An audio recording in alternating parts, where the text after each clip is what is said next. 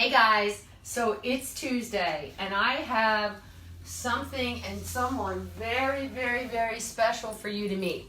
This is Ginger, okay? So I never really asked too much for like lots of shares and all that stuff, but Ginger's a little 8-month-old puppy and she's really scared being here and she's really timid and all she wants to do is get in your lap and maybe like go between my legs and get a little chicken straight. Yeah, come here. Here it is. Here it is. That's my girl.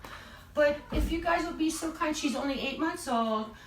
She did okay with the big dogs. She's not really great with cats or animals that are smaller than her. Come here.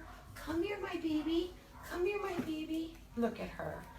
Oh my gosh. Oh, you're such a little booty. But if you guys would be so kind to share Ginger's story, let's really work really hard to get Ginger home. I really appreciate your help. I just hate the fact most of the dogs are really, really good when they're in here, but look at this. If you don't need to carry a purse, you can just carry little Ginger.